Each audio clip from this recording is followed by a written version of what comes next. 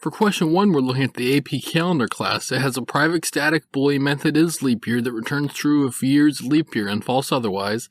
It has a public static int number of leap years method that returns the number of leap years between year 1 and year 2 inclusive.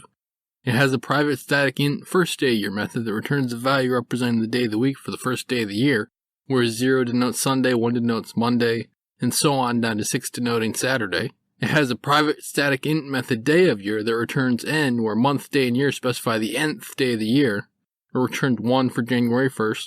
And finally, it has a public static int day of week method that returns the value representing the day of the week for the given date, where 0 denotes Sunday, 1 denotes Monday, and 6 denotes Sunday. For question 1b, we're writing the static method day of week, which returns the integer value representing the day of the week for the given date, month, day, year, where 0 denotes Sunday, 1 denotes Monday, on down to 6 denoting Saturday. For example, 2019 began on Tuesday, and January 5th is the 5th day of 2019.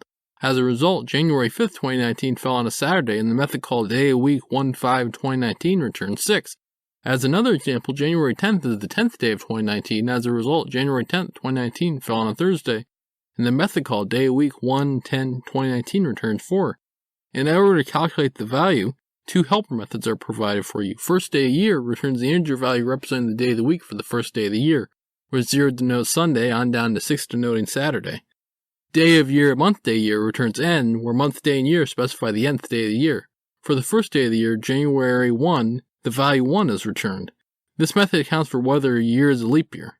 For the code for 1b, you're writing the method public static int day of week. You're getting the first day of the year and you're getting the year day. First day plus year day minus 1 gives you the number of days that have passed since the first day. And then the mod 7, because that makes it so the pattern is cyclical and it loops back to 0 every 7 days. Finally, at the end, once you've gotten the explanation for why, first day plus year day minus 1 and that whole expression mod 7, you're going to return. I normally make videos covering Python, Java, and JavaScript, so if that sounds interesting to you, please subscribe.